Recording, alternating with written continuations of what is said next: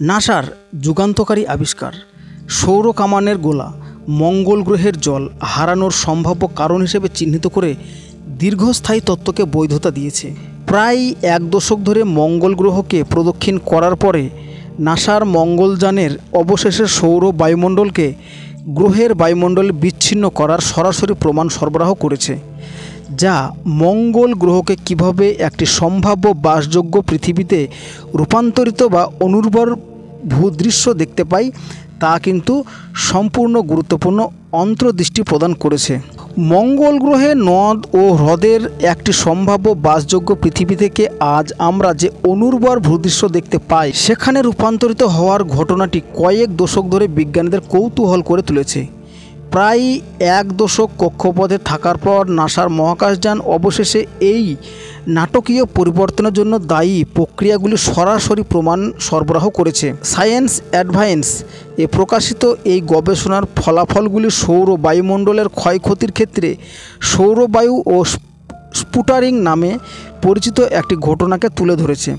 এই রূপান্তর বোঝা কেবল মঙ্গল গ্রহের অতীত সম্পর্কে আলোকপাত করে না, বরং পৃথিবীর বাইরেও জীবনের সন্ধানে আমাদেরকে সহায়তা করে।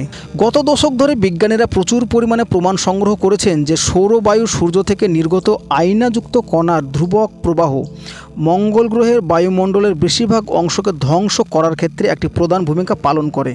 উচ্চ শক্তি কণার এই অবিরাম বোমাবর্ষণ স্পুটারিং নামক একটি প্রক্রিয়ার দিকে পরিচালিত হয়, যেখানে এই কণাগুলি গ্রহের উপরে বায়ুমণ্ডলের সাথে ঘর্ষণ করে নিরপেক্ষ পরমাণুতে শক্তি স্থানান্তরিত করে এবং মহাকাশে নিক্ষেপ করে।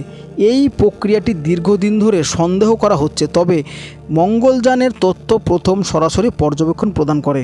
বায়ুকে মঙ্গলের বায়ুমণ্ডলে একটি মহাজাগতিক কামানের গোলা আছড়ে পড়ার মতো পরিকল্পনা করেন। মঙ্গলযান মিশনের প্রধান তদন্তকারী শ্যানন কারির বর্ণনা অনুসারে এই নাটকীয় প্রক্রিয়াটি একটি পুকুরের কামানের গোলার মতো, যেখানে ভারী আয়নাগুলি গ্রহের মহাকর্ষীয় টান থেকে নিরপেক্ষ পরমাণু এবং অণুগুলিকে ছড়িয়ে দেয়। মঙ্গলের জলবায়ু বিবর্তন এবং বায়ুমণ্ডলের যে সময়সীমা রয়েছে তার মধ্যে পাতলা হয়ে গেছে কিনা সেটা বোঝার জন্য কিন্তু এই আবিষ্কারটি অত্যন্ত গুরুত্বপূর্ণ। তো আজ আমরা যে অবস্থানটি লক্ষ্য করছি তা বোঝার জন্য কিন্তু এই আবিষ্কারটি আরও বেশি অত্যন্ত গুরুত্বপূর্ণ।